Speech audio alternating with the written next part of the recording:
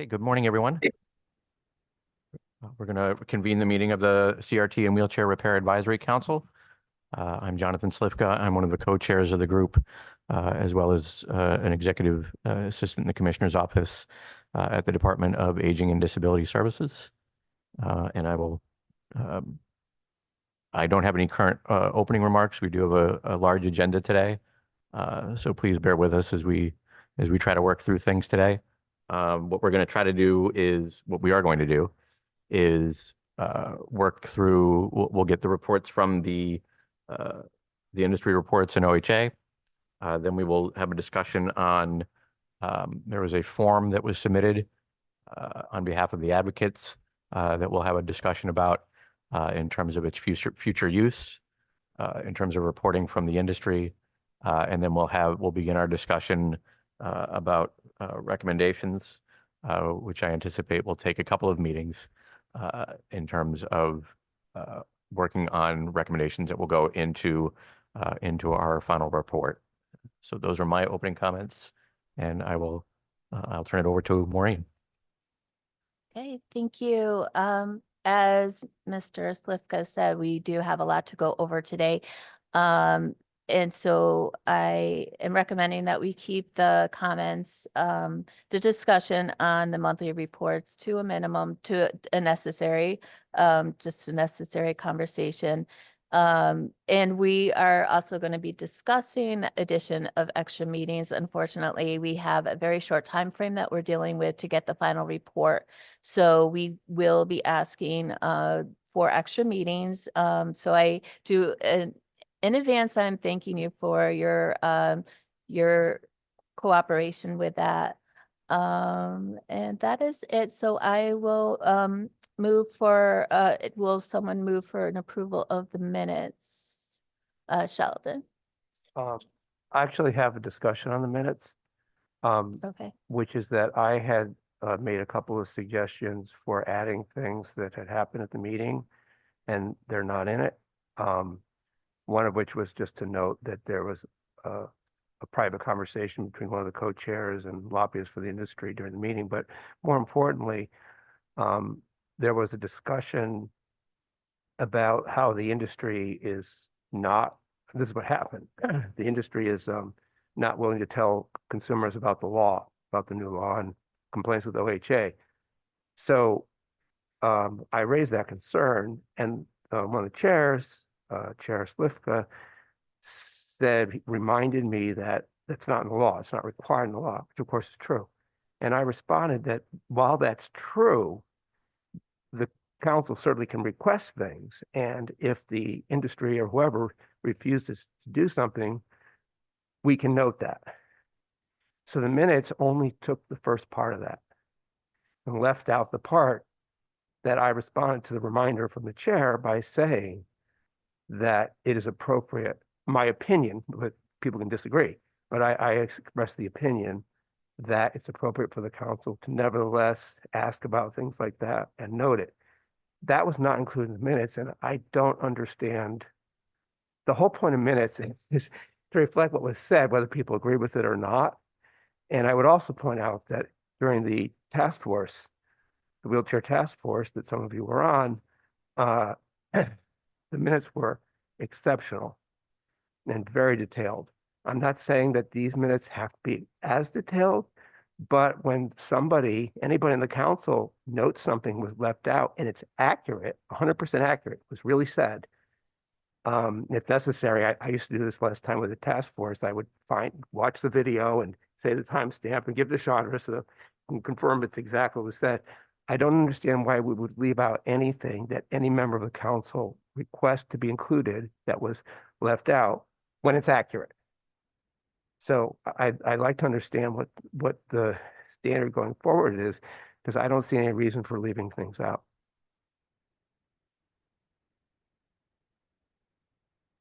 Thank you, Mr. Taubman. Maureen and I had a discussion yesterday, and the comment that was made, and I'm going to pull up your email here because I want to reflect our thoughts on it accurately.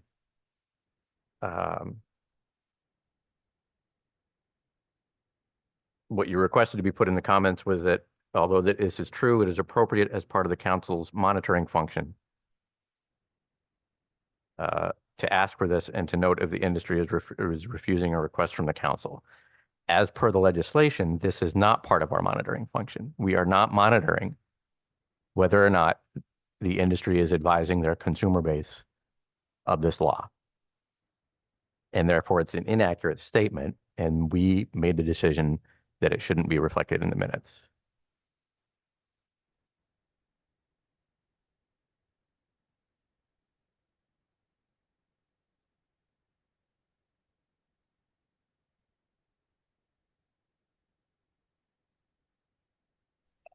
There's no volume. I can't hear what Sheldon is saying. Sorry, I apologize. I'll repeat that. Jonathan is disagreeing with the substance of what I said last time, which of course is right, and other people may agree with him as well. But the fact is, what the statement that was made is relevant to the discussion. I think it is something that's part of our monitoring function. You disagree, that's fine. It was said. Since it was said, there is no reason to leave it out. You can continue to disagree, but I don't see any basis for, I'd like to hear what the basis for leaving something out that was said. There's going to be other things that are disagreed to here. A lot of things are going to be, there's been disagreements, there's going to continue to be disagreements. The best we can do is accurately report what was said. So I don't understand from what you said how that's a reason to leave something out of the minutes. And I'd like to hear from other people too, by the way, not just me, but you know. Certainly, I think framed that way, then I would accept editing the minutes to include that comment. But I disagree with Sheldon's comment. We did not say we blatantly refuse. It said it was not required. So again, I don't agree with the twisting of the words. We do have stuff that we're working on and providing the clients, and we have new things that we're doing. But the blanket statement that we blatantly refuse, the comment was stated it was not required for the bill. Now I could bring comments about how much we have been persecuted in the news. I see Facebook sites of telling them and guiding clients to do things. We have our techs now being harassed about this bill. But it's all been consumer pushing, and we've just been listening to this. And I have to state, for the record, we didn't blatantly say we're not going to inform or will refuse to inform. The statement was made, it was not a requirement per the bill. And the intent of this bill was to make sure we're improving repair timelines and getting to the points that is in the guidelines of the bill. And we are working that way and have been working that way month after month after month.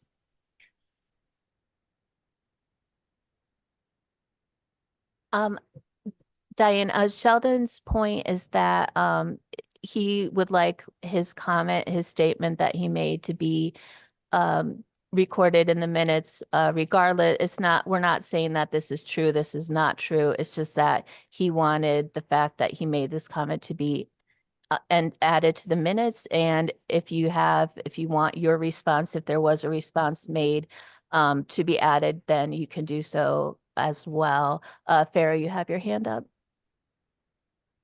Thank you. Yes, my comment is essentially what Maureen just said, which is not to say that Sheldon's statement is factually correct or incorrect. That is not really in question here. We should all be mindful of the accuracy of our statements always. That's always a good thing to be mindful of, but that's actually not what's in question here. I think the thing that we're looking at is that minutes are supposed to be a factual reflection of what was said in a meeting, not a censoring of what was said. So whether or not Sheldon is factually correct, I believe he is correct that if he requested that something be included, it should be included as said. So, which Mr. Slivka has already said he agrees with, which I appreciate greatly, and just wanted to support all sides here in a wholesome, uplifting way. Thank you. I think, but I also would say to Ms. Rascott's point that if that they did not refuse, that it is not part of the legislation currently. That if Mr. Taubman's comment is going to be in there, then the industry's response should be in there as well for full transparency. Mr. Brizio, yes. So just as a sort of a procedural matter for going forward, it seems to me that we could resolve the immediate question by a motion to amend the minutes to include both Mr. Taubman and Ms. Rasikott's comments that could then be taken up or not by the committee, and that the motion itself would create a record essentially. So are you making the motion, Mr. Brizio? I'm not sure if discussion has played out, so I want to leave room for the rest of the board. Mr. Taubman, yes. I'll suggest a motion. And actually, there was another tiny error that I missed. I apologize. Although it's significant, but I make a motion that the minutes be amended in two ways. First, at the bottom of page 1, where it says, Mr. Taubman stated that just because the statute requires only Medicaid numbers to be reported does not mean that the council can ask the industry to report on all repair numbers. What I said is can't. So that's just a mistake. I move that can be changed to can't there. And then the second thing is that I move that that in section 7, actually there's 2 section 7s.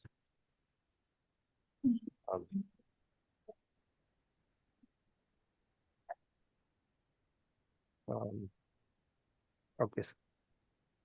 Oh, it's been fixed. Sorry. It's now at section 6. That after the second sentence, which reads currently, Mr. Slifka reminded Mr. Taubman that the bill does not require the industry representatives to educate their clients on the bill. That be inserted thereafter is that Mr. Taubman stated that although this is true, it is appropriate as part of the council's monitoring function to ask for this and to know if the industry is refusing a request from the council. I move that those 2 changes be made to the minutes. Second. I would add to that, though, again, that Ms. Rascott's response to that also be included in the minutes. Do we know what her response was at the meeting? Her response was that they were not refusing, that it was not part of the legislation as it currently is written. Correct. Then, or no? We not talking about what you can said. ask Ms. Rascott. Ms. Rascott, I want to make sure that your comments are reflected accurately. Yes, I would like to reflect that it was not that we refused to do any of it. It was that requirement of the bill. No, we're talking about what was said, not what Diane's opinion or statement now should be reflected in minutes for today. But in terms of what was said then, if she didn't say it then, it should not be in the minutes. She did say it then, Mr. Taubman. Okay. Excuse me, if I may, I do believe that that is what she said then, but may I also suggest that for the reflection in the minutes, we can refer back to the recording from last time. So perhaps we can amend the minutes for what Mr. Taubman said, and then note that we will also include Ms. Rascott's response as is recorded from last meeting. Okay, so it sounds like we're going to table approving the minutes upon further review, and we'll hold off on approving these minutes until the next meeting. Is that That's fine in time to check but I completely agree. Whatever I said and whatever Ms. Rascott said, that's exactly what should be in the minutes from then. Thank you. okay? Thank you.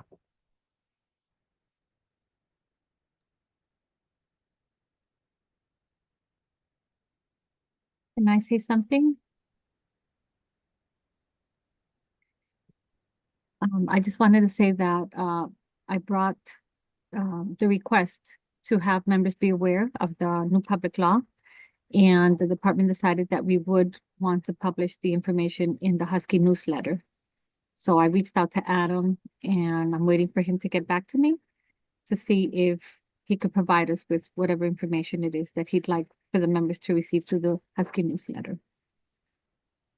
Thank you. Okay, thank you. Mr. Prizio is nodding his head here. I'll give him an opportunity to respond. Thank you. Yes, I am currently working on copy to send to you to reflect the information that we want to go out. Thank you. Yes, Mr. Taubman. I just want to say thank you very much to Jenny and the folks at DSS and to Adam. We really, speaking for the advocates, we really have been trying to get the word out. So we really, really appreciate your willingness to do that. Thank you. I've had my hand up, just saying. Yep, I see it, Mr. Morgana. Go ahead. I just want to say this. I understand minutes are important and there's a lot of back and forth about getting things accurate, but I would hope that in the future we can get this done through emails and not spend 20 minutes in a meeting when we only have an hour and a half. Thank you. Okay, thank you. Okay, we'll go ahead and move forward with the monthly reports, starting with the industry. Ms. Rascott? Thank you. So what I sent was just of last month's updates since we've done everything through September for you guys. Looking at how many repairs we had for the month of October, we had 134. Of those, 46 were either within or without the timeline in there, and those were 22 of those were in the facilities. When looking at what was at our fault for those, 5 of those were due to our scheduling issues or our misses. Which basically makes about 96% compliance to the current bill in accordance to how the advocacy or an interpretation of this in the 10-day window. I also have on there for of the 134 branches, where were the repairs completed? 1 was in the branch, 8 were either shipped, 47 within the skilled nursing facility, and 76 of those were at the home. I know staffing is a thing that's been brought up each month. We had a vacancy in Newington and a customer service rep that were filled this past month. We're still hiring for a Niantic. In addition, we're adding 2 additional full-time techs to our budget and in the process of hiring for that for the end of the year into 25. The one thing I brought up at the beginning of this thing is one thing that we are starting to get in complaints from our team is a lot of our technicians are now getting slightly harassed about this 10-day bill from some of our consumers, which is a little discouraging because they are getting out and getting these things done in the timeline. Additionally, because this does take a lot of admin tracking of all these different components for this bill, we do have that executive that we put in place just around this to manage this in accordance to the 10-day, depending when products come in, trying to get them in the calendar within that 10-day window with the client. And then our last report that's taken a lot of IT build should be completed in the next 2 to 3 weeks so we can have that very detailed turnaround cycle time for everybody to report in accordance to the bill requirements. Any questions on that? Thank you, Ms. Rascott. Are there any questions at this time? Yes, Ms. Garland. Oh, thank you very much. As a chair user and a member of the council and an NSM client, or whatever the term is, I am curious and very concerned about the threats and harassment towards the technicians. Can you go into a little bit of detail about? Yeah, unfortunately, we've been having quite a few of them come back, and some of our clients are basically saying, hey, if you don't get this done, I know you only have 10 days, I'm going to report, and just kind of putting them in a very uncomfortable, I don't want to say threatening, because let's just put it this way, it's not pleasant when you're getting yelled at saying you have 10 days and 10 days only, and even if the client's chair parts are in and it might have been a delay, it's just been, we're getting more and more reports of it. So I've been asking the team to kind of just monitor it and give us feedback. But I think it's kind of important because the impression that we're not telling people about this, we know it fully. We know we got to make sure improvements, and that's the whole intent of this bill, and we are. But it's a little discouraging when they are meeting those timelines and they're still being kind of harassed about it. And it's just discouraging because it's hard enough to get good techs and it's hard enough to keep them too. And we really don't want them feeling like they're going into a hostile environment either. This is supposed to be an improvement in all parts, but it seems to be a little bit lopsided right now. And it's a little frustrating for the team because we're trying to make sure we don't lose any techs either, because once they've been in, it's not an easy job. And the turnover over time when people after, 10 months and then we're hiring again because they're just, it's not their cup of tea, so to speak. And we really want to make sure, and we've increased wages, we've increased bonus payments, we've increased things to kind of entice people and keep them aboard. And we've even doing some retention bonuses for techs to want to keep them staying, but they don't want to be working in an environment too that's not conducive. And I think that needs to be shared because no one's talked about that yet either. I don't know if Gary's company is experiencing the same thing, but I have weekly meetings with our operations team and the technicians in the field to see how things are going, knowing that this bill is important in making sure we're hitting those marks that is outlined in the bill. I am very sorry to hear that. Recording in progress. Certainly, no one deserves that. I hope that this is just an early days learning curve kind of issue. But I am very sorry to hear about that.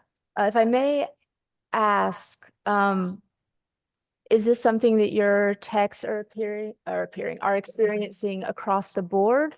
Or is this more specifically something that is happening with folks that are, I'm sorry, the feedback is a bit distracting. Is this something that's experienced across the board or something that is experienced more by your techs who are servicing clients who are perhaps already experiencing delays? I mean, it doesn't. No, there's no rhyme, there's no trend in regards to whom is getting it. I'm really sorry to hear that. Thank you. Thank you so much for the answers. I'd like to add and jump in if that's okay. Yes, go ahead, Mr. Roop. Yeah, definitely. I think this is an ongoing frustration. We have been dealing with, the timely repair, and it's just very frustrating. So on a personal basis, on 11/4, I put in an email with part numbers, with everything that I needed because my chair all of a sudden the back bolt broke, snapped. I was sitting there, I almost flipped out of my chair. So luckily, I have an extra chair or two that I've rehabbed out of pocket, to get to work, to get to the bathroom, to get out of bed. One of the main things that, after 11/4 is when I sent an email with part numbers and everything. I got a call back from the tech. Great, efficient, one day, love the response. Didn't hear anything back though, until 11/8 on how can we assess this and how we could just confirm that these are the exact part numbers. That, it was a little frustrating on that point that we had to wait that downtime right off the bat, to just confirm that myself being an ATP, that amount a day. So that was a delay there that could have been avoided. There was another thing, with this, just with the delay getting into the system, it felt like when it's reflective on the track my order through NSM, sorry, that it wasn't inputted in there until the 8th. So I think that reflection of the date we just got to make sure that we're being tight on that. I was questioned when I was at work on the 8th, like, how did you get to work? This is the thing. Luckily, I had a backup. I'd be stuck at home. Luckily, I have resources. This is the ongoing frustration, and it's the ongoing thing that we really need to tighten up on, the legislation and tighten up the timely repair. It's very frustrating that way. So I think you're seeing frustrating things coming from consumers because we know there could be a better process, and we need to really tighten up. I know you guys are really dealing with a lot of stress, and I know the techs, and I supported the secretary too as well, to give her, encouragement that, hey, this is why we're working together. I'm advocating for your employees. I'm advocating there because I know how it is to be an employee, and it's not easy. We are put under stressful timelines, but we're dealing with people that have jobs. We're dealing with people that need to show up to work, have other people that are dependent on us, and it's just. I would have to take a leave of absence if I didn't have a spare chair. So that's my 2 cents. Thank you, Mr. Prizio. Yeah, thank you for for this report. I have 2 points that jump out at me, and the first is I see in the table that the 2 largest reason or groups of repair requests that exceeded the 10-day timeline are attributed to facilities and to client fault / OOC. And I think it'd be helpful to know what reason or reasons within those 2 broad categories are creating the delays. But then the second point that I want to make is, and I know, there was a lot of discussion at the first and I think second meetings about how your internal systems are having to be built. Your IT folks are having to sort of create this the data tracking, but I just want to point out that the data tracking calls for a number of specific data points and calls for reporting on the minimum, maximum, and average times. And to sort of reflect my hope that the ultimate reporting will include those data points and the minimums, maximums, and averages. Can I answer your question? Sure. Shared last time too, facilities are nursing homes. So those are going to be according to schedules that we are beholden to the facility to allow us to come and work with their teams to work on those chairs with the clients. A lot of times those timelines don't fall within that 10-day window, even though we could probably go and we try to do them if we can, but we're beholden to the scheduling of the facilities in order to do that. So they have their staff, they're staffing around it to get the clients and up and going and to be able to do their chairs. So that's when we don't have control over their schedule. We have to work around them. And then when it comes to the client, we will either have that the client rescheduled if the client couldn't do it on the time of illness, whatever it may be. When it's in the client's hands and they changed it when they had their scheduled already done in that time, that's when it's at the clients or out of the network timeline that we wanted. And those are all part of the drop downs that we're developing in our IT system for all of those very unique situations that you're asking about. Right now, I'm manually tracking those and the weekly reports from that, but that's what we're building into our IT systems for all of those drop downs.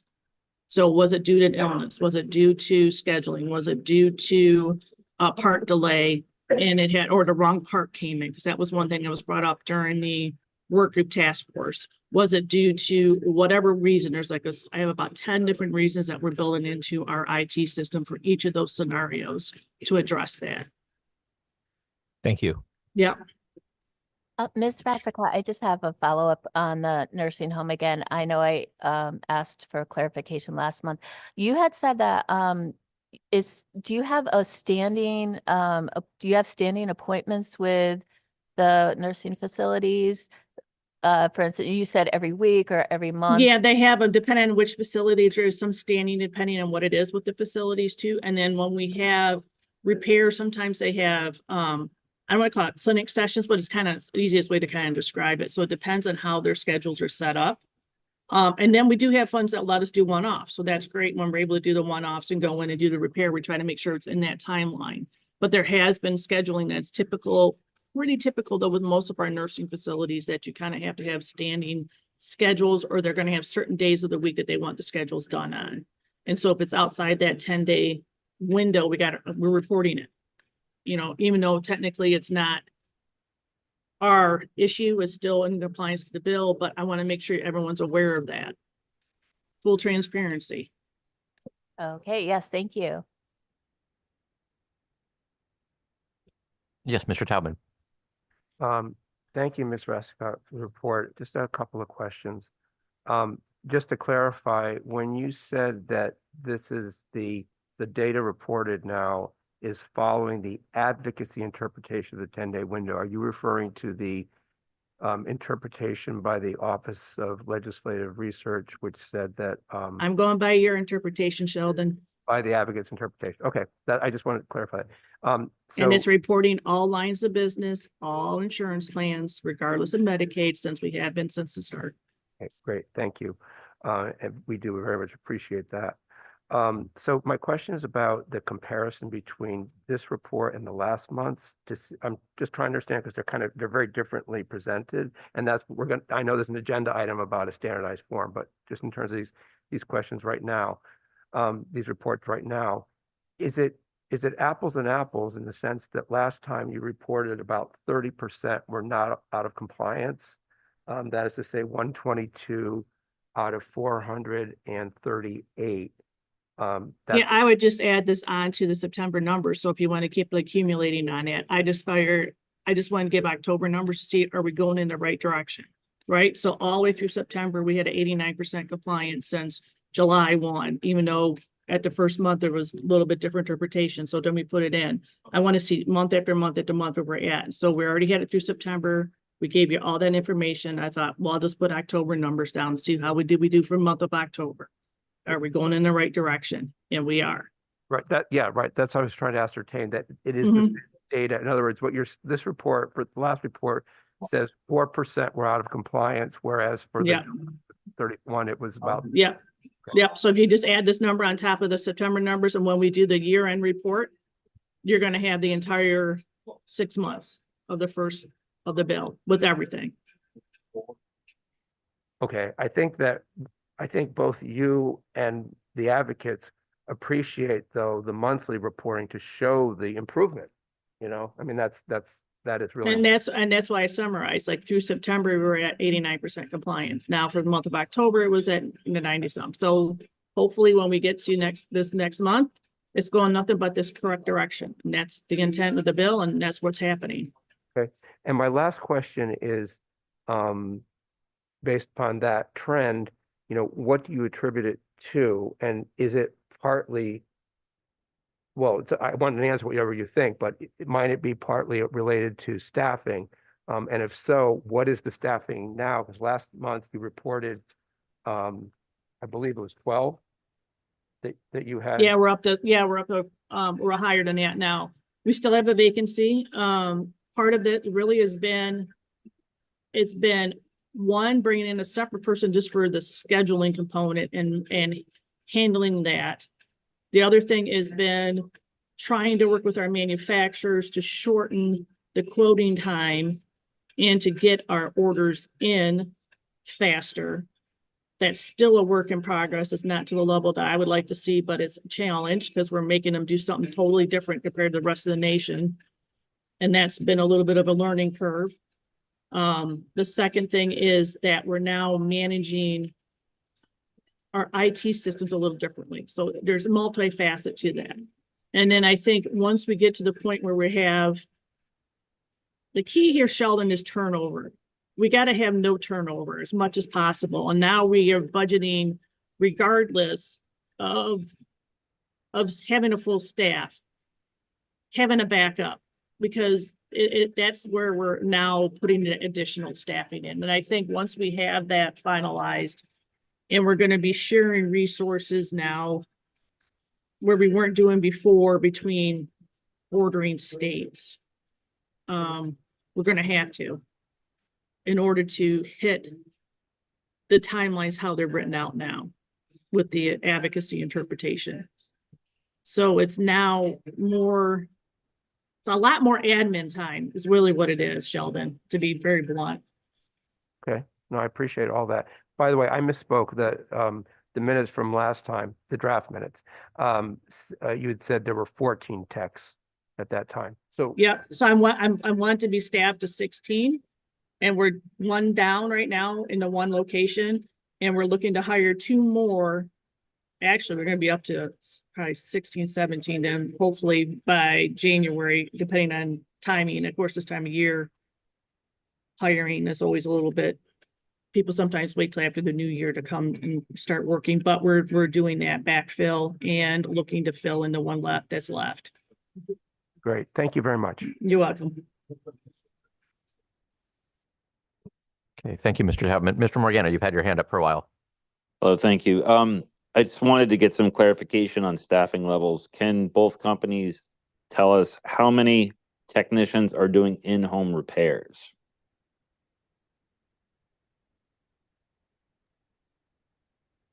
For NSM right now, we're just speaking, we have one down and we're looking at, we have 4 that are in and then 10 that are on the road right now. Say that again? 10 on a road, 4 10 on in the the road. branch. Yeah, but keep Okay. in mind, some of the things that we're doing now, depending on scheduling, some of those that are technically, even though in the branch, we are at times pulling them and going them out to the field. So if they don't have new equipment that they're putting together and they don't have any repairs coming into the shop, then we have been sometimes on those, depending on it, kind of pulling them out into the area too. So it's kind of been a little bit of a hybrid with some of these scenarios, depending on it and the flows. And for new motion? Yeah, we have 16 bodies that are dedicated to as technicians. We have 7 that are either on the road or dedicated in shop to Can you repair. break that down? Sorry, how many regularly on the road and how many regularly in the shop? Well, we just have a second in shop, so I'd say 5 on the road, 2 in shop. And we Okay. have, and then Thank you. I have production techs and warehouse techs and other Right. seating techs that also do Right. repairs as needed. Yeah, so my question was specifically, and you answered 5. So 5 on the road, 2 in the shop. And I also, did you said you lost a technician? So is it 5 now or is it 4 now? Just to clarify. 5 now. 5 now. Okay, thank you. Also, I'm curious, as far as when the reporting happens and when you're looking at successful repairs and the amount of time versus not, when you have a repair and the people come out and the parts are incorrect for whatever reason, and you have to split the ticket, so to speak, where you have to take parts off a ticket because you did 1 repair out of 2. How is that being reported in this document that's being presented every month? Or is it at all? Just curious. From my standpoint, that's unfortunately, we got to manually try and figure that into the numbers. Our system won't calculate that because it calculates the order as 1 order, and then we have to go back and then manually Okay. do that. Now we're working on trying to capture that and trying to have that show in the reporting. And when I get a chance to show my numbers, I will speak to the fact that our numbers are going to show as less successful as they really are, just because of some of the noise that comes with what our system is and how it records these things.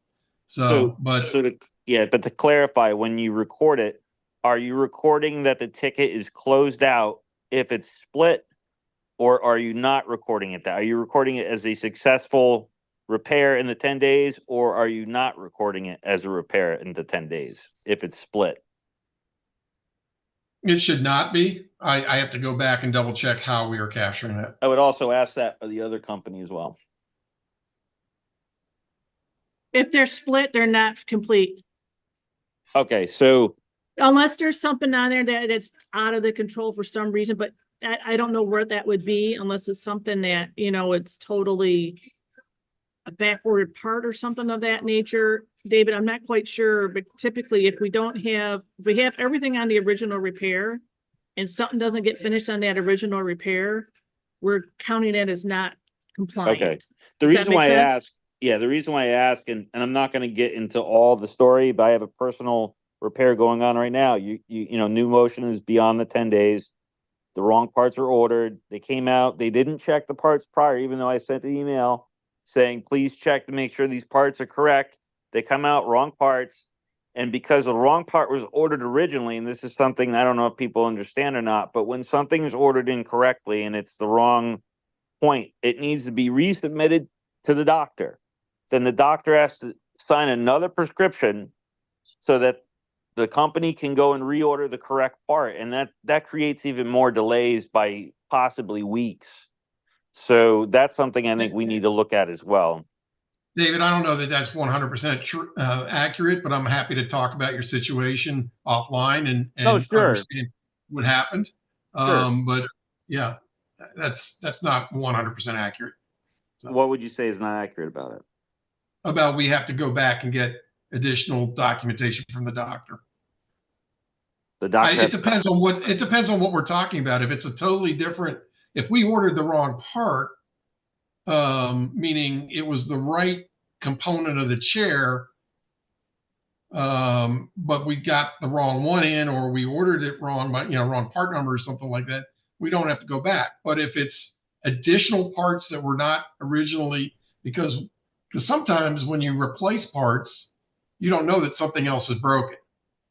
So if we had to get additional stuff, yes, we are required. Well, to be clear, in this circumstance, we're talking about tires and front casters. So these aren't additional that parts. should not have. Yeah, we should not have had to go back and get additional documentation. I need to know more about. I need to go back and look at the order. So I can't answer that. I don't want to bog down the meeting with this, but I'm just giving you an example of what happens when you have something ordered incorrectly. It wasn't checked, and then you have to go back and get documentation from the doctor again, and we got weeks of delays. That's all. Thank you. Yeah, and David, that would be considered our error, so that would be on there. So that would be at our fault when we reported on these reports. So really what the key thing here is what Gary's saying, just for the benefit of everybody else, if you change what is requested on the what we call HCPCS codes for the insurance, whether it be the state or any primary insurance plan, when we change it, what's being requested on the order, then that's what we would have to go back and get it corrected. But if it's just a part components that's the same and I just ordered the wrong one for that HCPCS code, it shouldn't have to go back. It just needs to get reordered and brought in and corrected for you. I guess I want to point this out again that New Motion said they have 5 technicians on the road, and NSM said they have 10 technicians on the road. And I'm telling you, those that are dedicated. Again, we're getting into the semantics of what is a service technician. If you want to count my seating techs that sometimes do service, yeah, I've got probably 11 or 12 on the road. But those that are 100%, I call them a service tech. This goes back to the very first call, the task force that we had, where we were brought into, question about our techs. I've got 16 people that can do repairs, David. That's going to be my number. Okay. How you parcel them out, how you want to parcel them out, that's up to you. But we're at full staff. So, and our numbers are getting better every day. And that's what our intent is here. So we have invested in the staff and we are making progress in improving the situation. Have you personally had an issue? Yes, I understand that. And I'm happy to work with you on that offline. But New Motion is committed to making this better. And we see every month improvement in the numbers.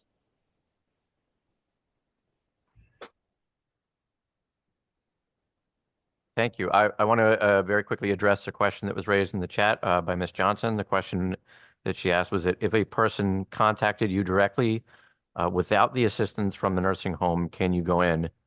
And Ms. Rascott said that it depends on the nursing home policy. Can you elaborate on that at all? Yeah, because sometimes some nursing homes, clarity so some nursing homes do have policies that staff just can't walk in unless they're staff of the nursing home itself. And a lot of it came out during the COVID time with some of those things, but it depends. So some facilities have set times that they want people to come in for services. Some don't. It depends on the policy of the facility. But a client can sometimes call us direct if they have the ability to do that. They do. And if we're able to go in, if we know that's something we can schedule in, then we go out and do it. If it's something that the policy of the nursing home says, no, we have these certain timelines, these certain days we have the proper staffing to assist, we got to work around that also. Thank you. You betcha. I want to keep the meeting moving, but I do see Mr. Short, you've had your hand up for a while, so please feel free to go ahead.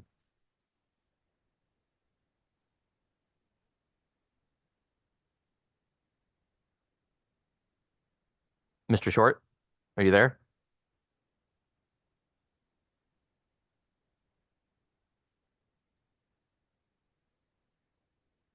Okay, we're not able to hear you, so maybe if you log off and log back in, we can come back to you.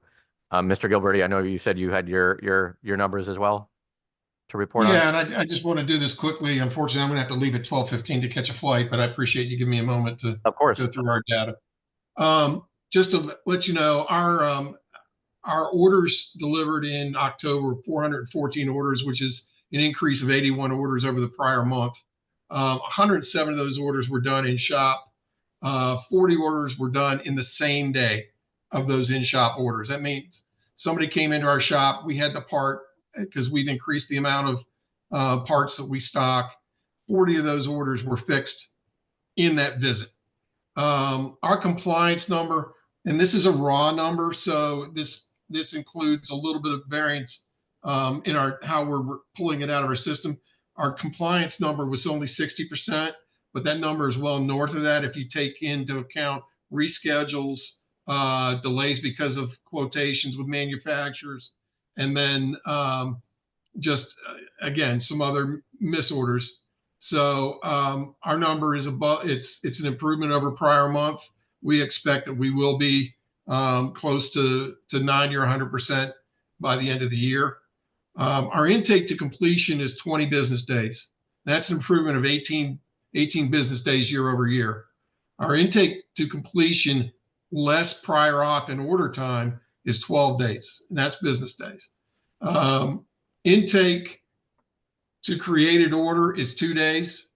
Order received, this is the manufacturer's timeline. We're on an 8-day turnaround time with our manufacturers on the average right now. And that's down two days year over year. Our receipt to deliver time is 6 days now. So from the time that hits our dock, if everything's right, we have all our information, we have our prior auths and everything, we're getting out 6 days. And that's down a day versus last month and 10 days year over year. Our call received, so, customer calling in, getting a human being is 98%, and that's including callbacks. Our outstanding orders, and this is an interesting number here, we're down to 371 outstanding orders. That's 228 orders less than January of this year. So we've cut out, almost 40% of our outstanding orders, and that's due to increased staff, allowing better routing, shorter times of equipment coming in from manufacturers, and just additional efficiency in our system. Now, are we perfect? No. We have, there are human errors. There are people ordering wrong things. There are lots of things that still cause us to be delayed. But we get better at that every day. And we're doing more training and trying to make sure that those things don't happen. But like Diane's team, both of our intake agents and our techs are getting just harassed about the bill. And I don't think ours is to the same level, but it's just not fair to our people that are trying to do this every single day and try to get better every day and help everybody out with getting their chairs fixed. So, we understand that's where we are right now, and we'll deal with it. But we're here genuinely to try and make this better.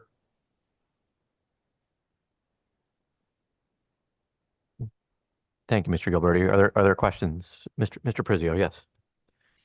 Thank you for this information. I have a question about the, let me see, I think it's major bullet point 5, intake created order to scheduled eval -2 days.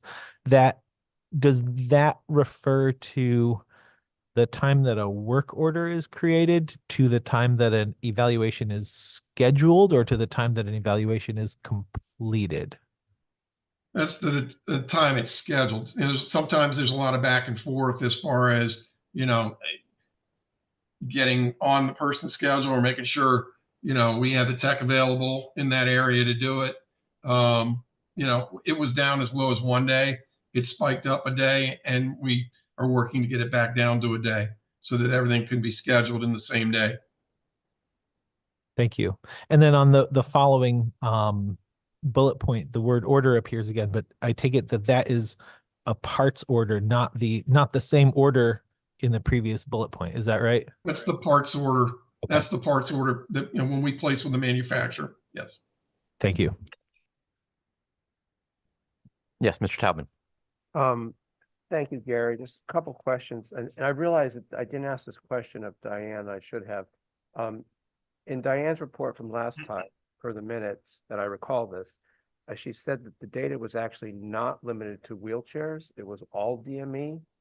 So is your report today, both of you, are your reports just wheelchairs? Is everything. Yeah, I'm sorry. it's repaired. So it's scooters, wheelchairs, manual, power. It can be a standard.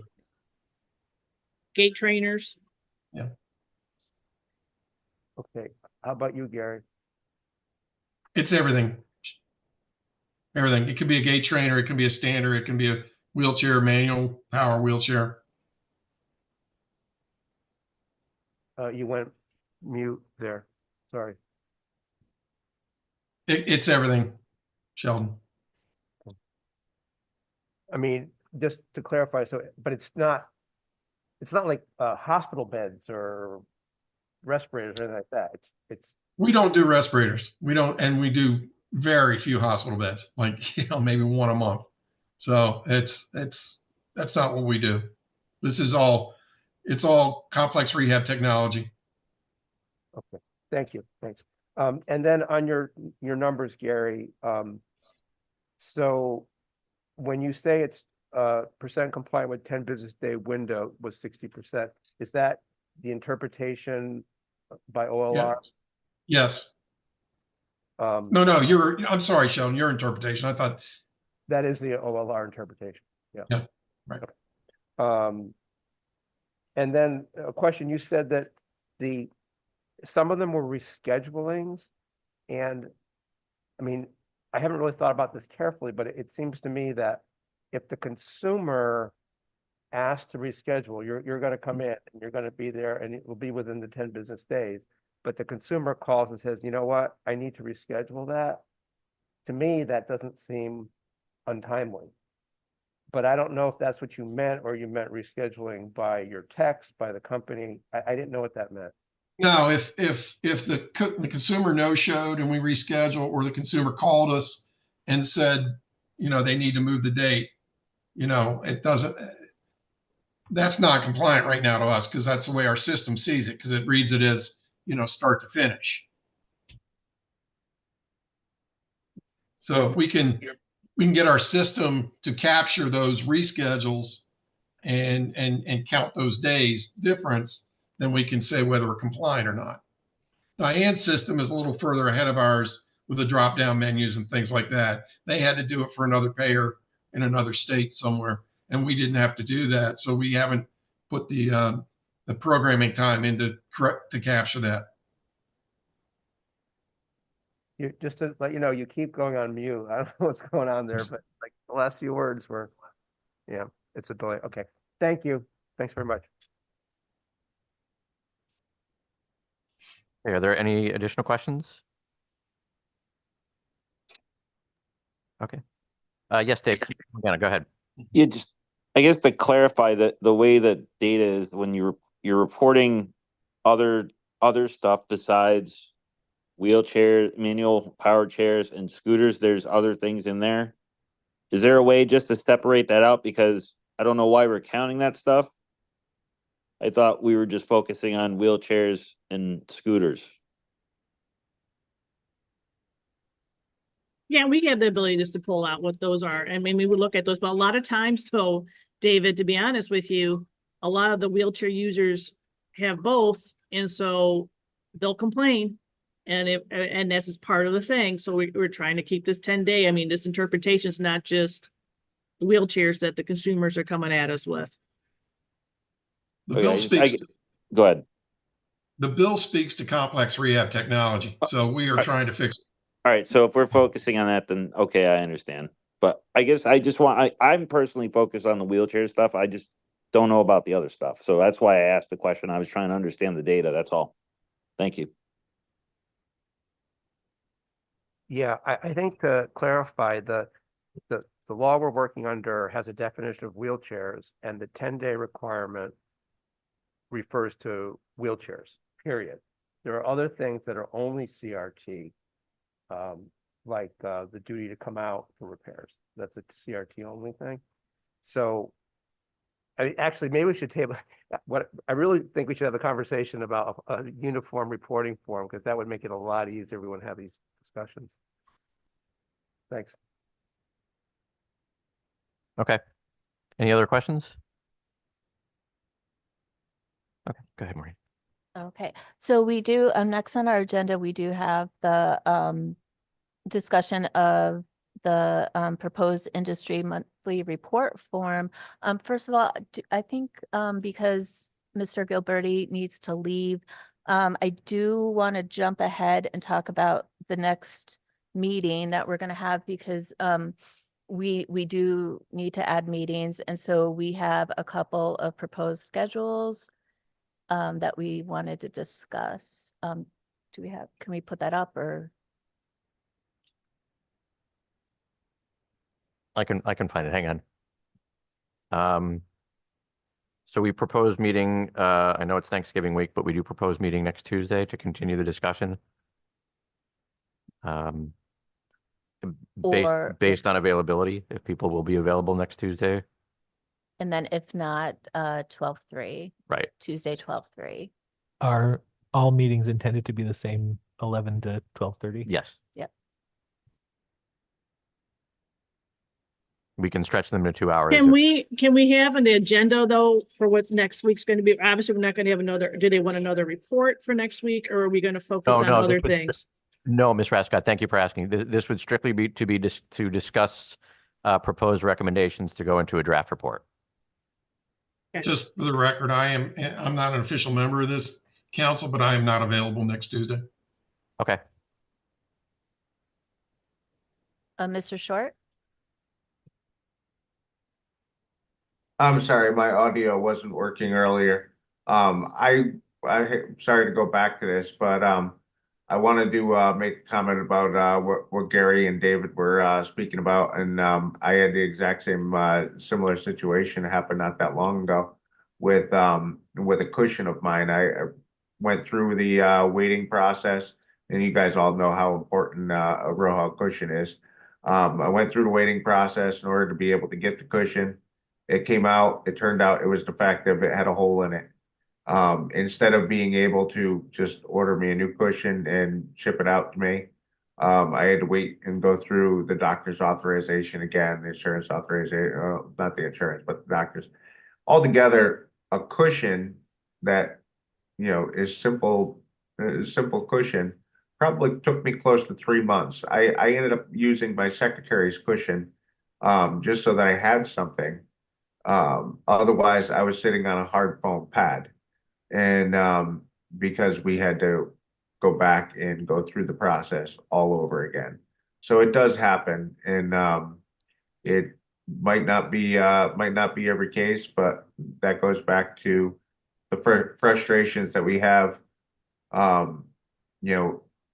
Having that constant paranoia of getting a pressure sore because you're waiting for authorization from a doctor on a part that already came out to your house, was defective, and should have been just reordered that next day. Anyway, I'll move on. I just wanted to let you know it does happen, and it's the same cushion that got ordered and approved, and then turned around and went back again. Okay, thank you, Mr. Short. Mr. Morgana? If Tuesday doesn't work, could we possibly explore a different day during the week at some point? Maybe we could do that if it's not a Tuesday that works for people. We had talked about my co-chair and I had discussed either doing next Tuesday or Tuesday the 3rd, or And then going into December, we were looking at doing meetings on Thursdays.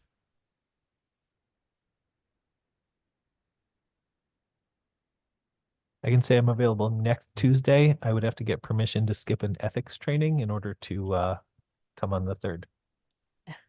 Would it be easier just to send out like a doodle poll or something to ask people's availability and days, times? Would that be a better way to do it? Because again, we're gonna spend a lot of time trying to figure this out. Yeah, we can certainly do that. But at minimum, let's ask about people's availability for next Tuesday, though. I'm available Tuesday. Okay, thank you, Ms. Rascott. Mhm. I'm available. Is anyone else not available? Okay, so it looks like we've got a critical mass for at least for next Tuesday, and in the interim, we can send out a doodle poll for availability for December, if that makes sense. Ms. Garland? No, I was just going to add,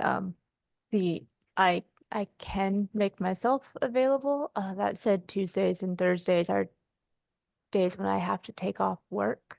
So moving forward on those days, especially with added meetings, costs me what little money I already make. So if there are other days, that would be great. And if not, this is a priority and I'll be here. Thank you.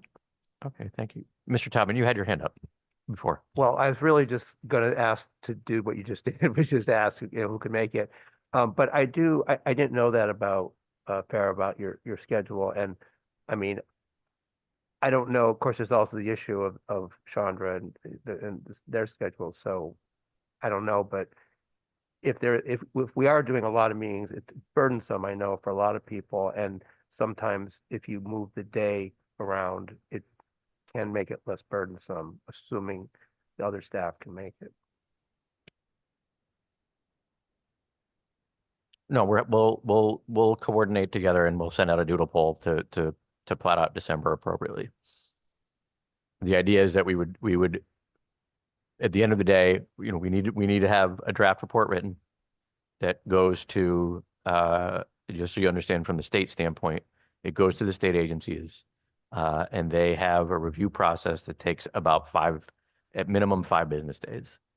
And then our intention is to do similar to what the group did last year. We will create a Microsoft form that's a survey that allows you to comment on each individual recommendation, and whether you support it, whether you don't support it, and that information, unedited, will, with comments, et cetera, will be included in the final report. So that is all in there. So that was the intention of our group. But we know we have at least at minimum, certainly the rest of this meeting, if we get there, but we need probably 2 meetings to not only discuss, at least at the moment, the only recommendations that we've seen were from the advocacy group. Mr. Morgana sent an email, but certainly we would want to allow time for the industry to come up with any recommendations that they have, bring them to the table for discussion, and then we can put those, all recommendations into a report with everyone's comments as well. Mr. Taubman. Yeah, a few responses to that. First, I not aware of any special thing for state agencies. I think that the idea is that this is what we did with the task force, and there were several state agencies on there. You just ask the whole group. The state agents don't get special dispensation. How long do you need to review and get back? I don't, it would be the same for all council members. The second thing is, I do, and I said this last time when Diane mentioned that the industry had some other suggestions, and I definitely can see that they may have suggestions that the advocates would agree with.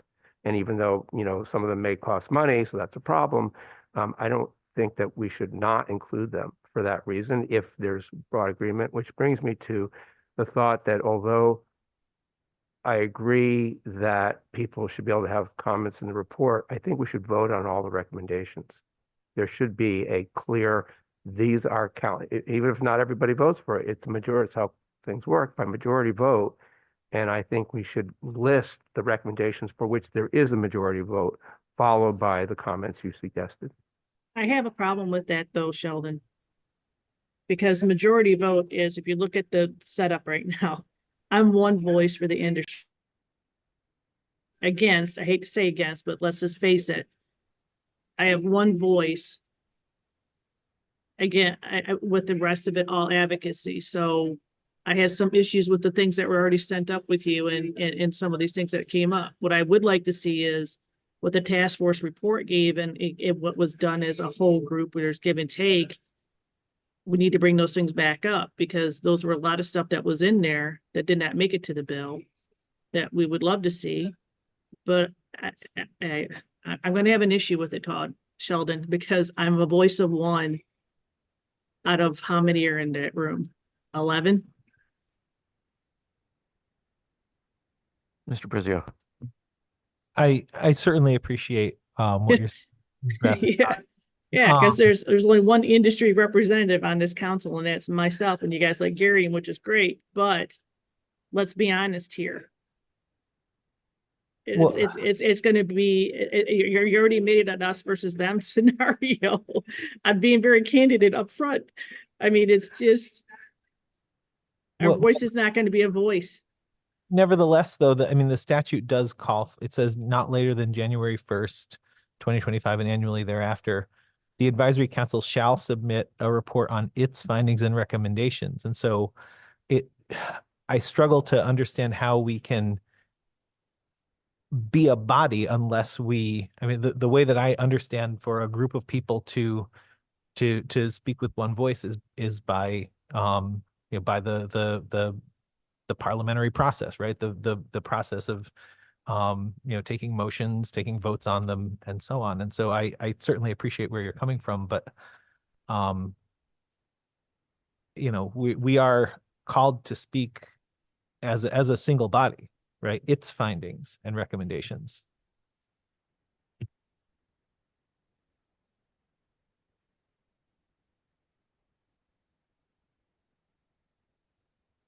Just to respond to the comments here, the discussion that I had with my co-chair yesterday was to do this in a way that was very much the way that it was done last year. All the recommendations go in the report.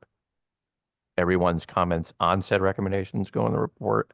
And that what we ultimately did last year was we voted to move the report in and of itself forward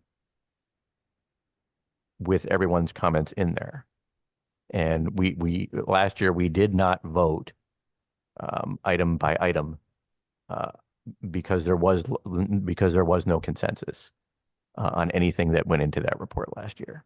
And so with the idea that there largely would not be consensus on the recommendations this year either, for just the reasons I think that Ms. Rascott and others have suggested, the idea was to, for transparency, put all the recommendations that are put forward into the report with supplementary responses from all members as to whether they approve and or don't approve or abstain, however you wanted to comment on each individual recommendation.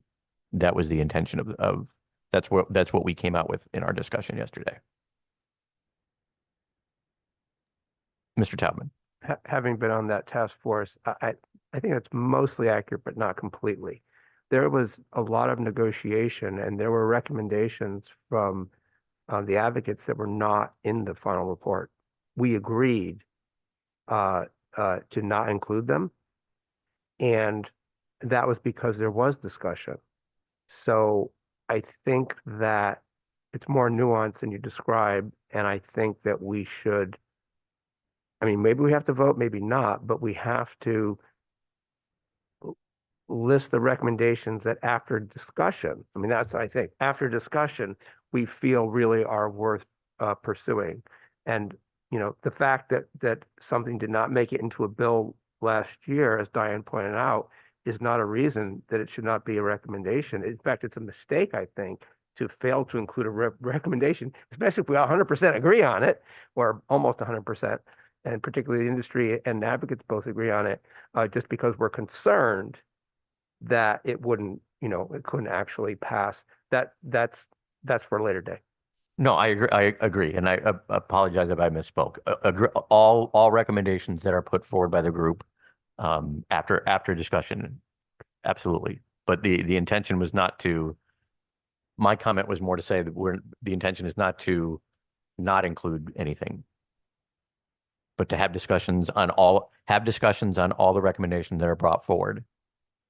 Iron out which ones will go into the report, and then what we did as a body is we voted to move the report forward with everybody's comments included as to whether they voted in approval for something, whether they didn't. That's what we did last year. I think we'll have to see how it works out, but I guess that seems like a reasonable way forward.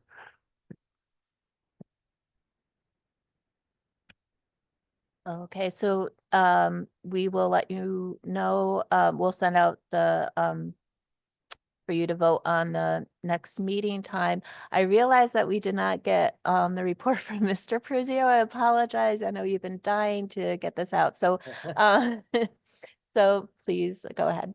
Sure, and I can be very quick. We received, at the time I was compiling our data, to the extent that I was compiling it, and this is on slide 5. I'll skip the prior slides. We received 9 total complaints since 9/1. We've received 2 new complaints since our last meeting. 1 complaint indicated a repair request that had been made on October 1st, but was not completed as of October 22nd. We were not able to reach that consumer for additional details. And 1 complaint indicated a repair request had been made on 9/5. The assessment was performed on 9/12. The language they used was that they were told the parts were released to purchase on 9/19, which is more than 3 days after the assessment, and that the delivery of parts was still pending as of 10/31. None of the consumers returned a HIPAA form, so we were not able to request information from the DME companies. Thank you. Thank you. Okay, so with regards to the industry monthly report form, we only have 15 minutes left. I don't know how much we are going to get into the recommendations brought forth by the consumer advocates. If the industry report form has been sent out, Ms. Garland, I believe that was your submission. It was, yes. It was created by one of our Wheelchair Reform Coalition members and former chair, Jonathan Sigworth. Worked very hard on this. It was designed to help streamline and just make it easier for both or all companies to report in a way that's hopefully makes it just easier for them, easier for us, just, you know, streamline the reporting process. And this is far from set in stone, but hopefully a good jumping off point. Great. I would ask for everyone to review it, especially Ms. Rassicott, and we'd want Mr. Gilberti to review it as well, because this affects you. This affects how you'd be reporting to us.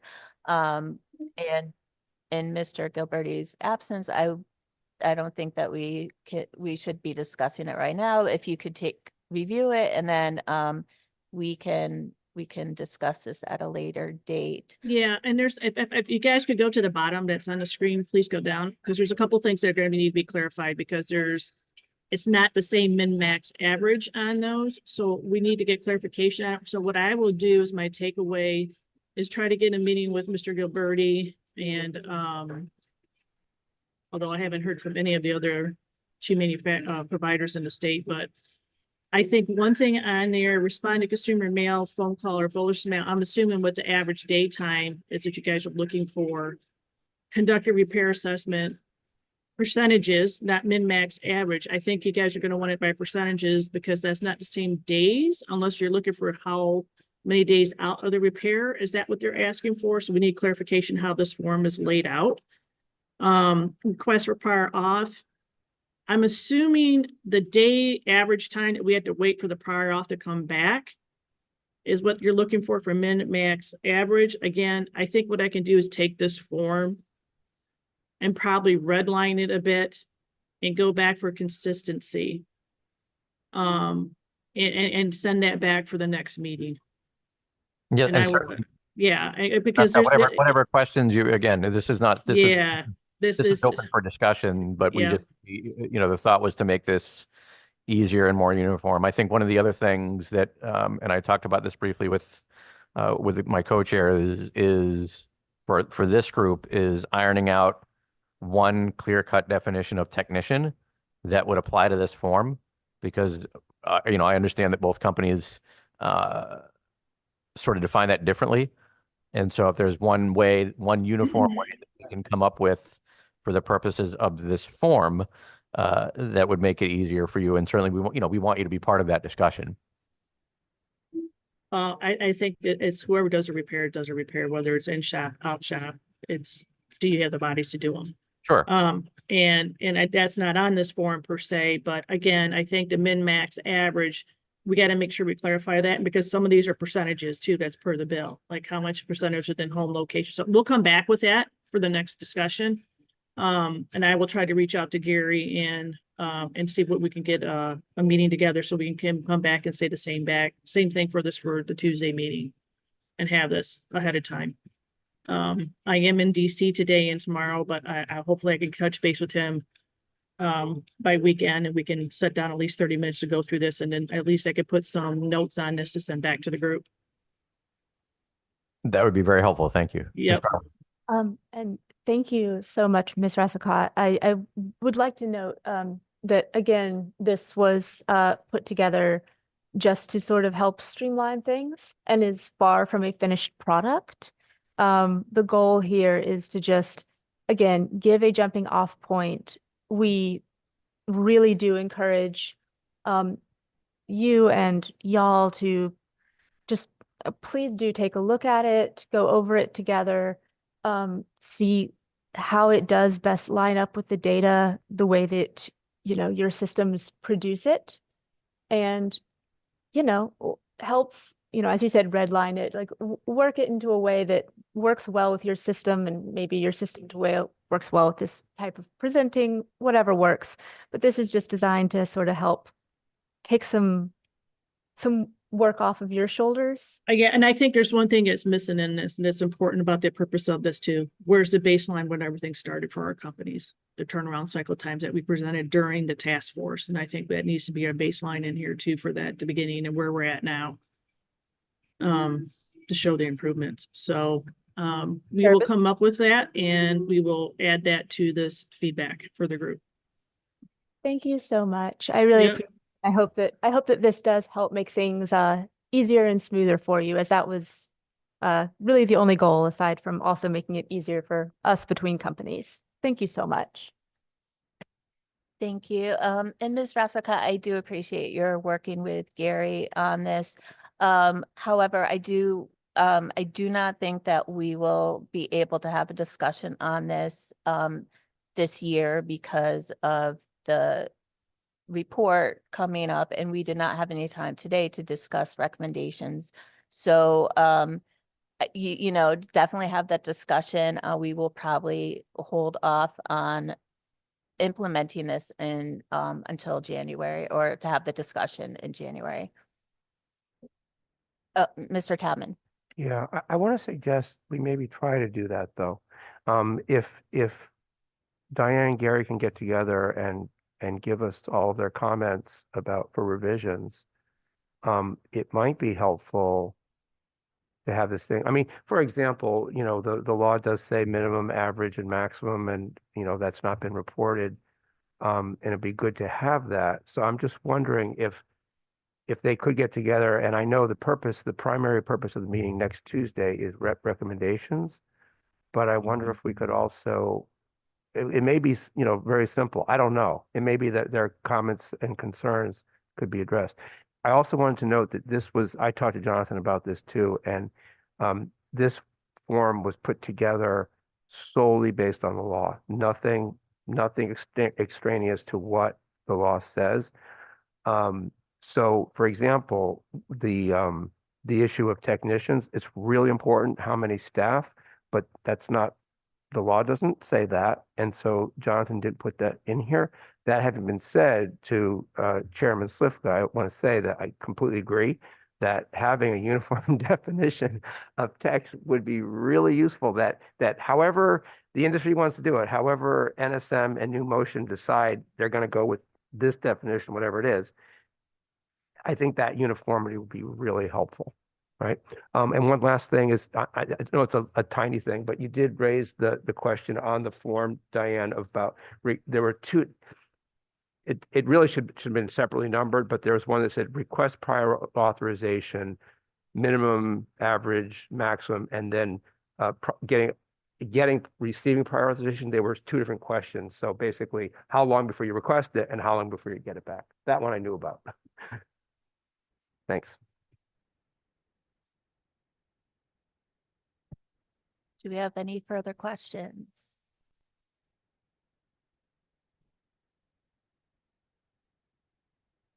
I'll take a motion to adjourn then. Michelle, second, I'll second. Sarah? All in favor? Opposed? Okay, thank you very much. And just look for our email about our next